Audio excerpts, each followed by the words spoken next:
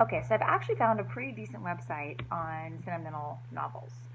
Just scroll down through it. It explains what they are, has some good characteristics, mentions some of the authors, a lot of the ones that are on your outline. Um, the quote that's on your outline, a damned mob of scribbling women, that comes from Nathaniel Hawthorne, and I'm guessing most of you recognize that name.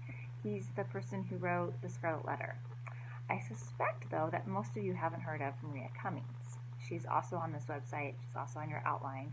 She wrote a book called The Lamplighter. And The Lamplighter is a perfect characterization of these sentimental novels. Usually what happens is there's a young girl.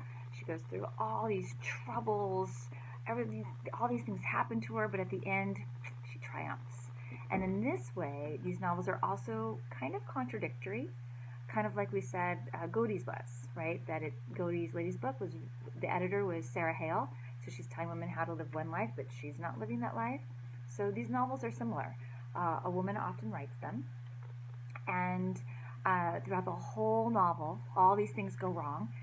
In The Lamplighter, the main character, her mom dies in childbirth.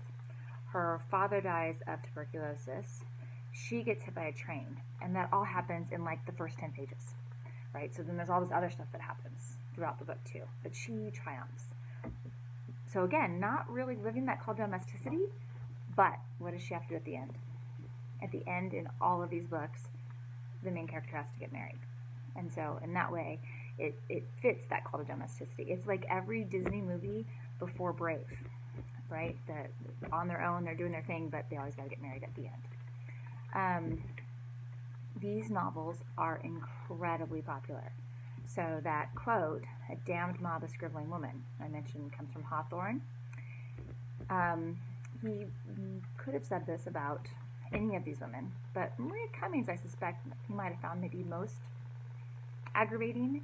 Her book, The Lamplighter, in the first 3 weeks it's released, sells 4 times as many copies as The Scarlet Letter sells in Hawthorne's whole life. So we can think about that. In the first 3 weeks that her book is released, it sells 4 times as many copies as The Scarlet Letter sells in Hawthorne's whole life. Of course, Hawthorne gets the last laugh because you all know his name, but none of us knew Maria Cummings' name, I suspect.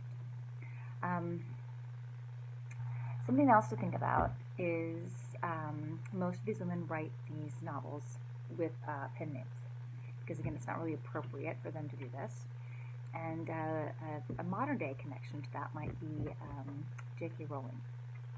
I would like to think in 100 or so years we'll all be studying Harry Potter in college, but I suspect that we won't because it's popular fiction.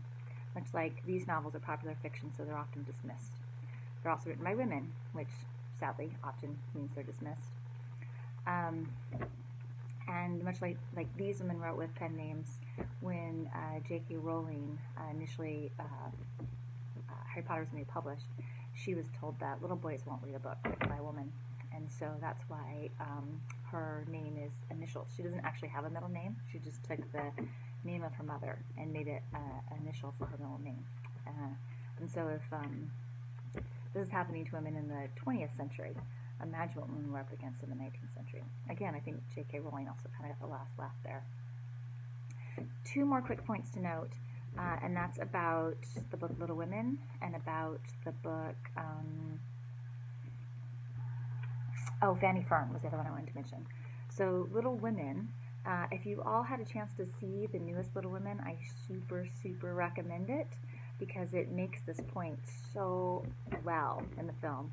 Initially, when this book was written, it ended with what we think of in the United States as Part 1. So Jo did not get married, but her reader and the publisher were like, this can't happen, like she has to get married.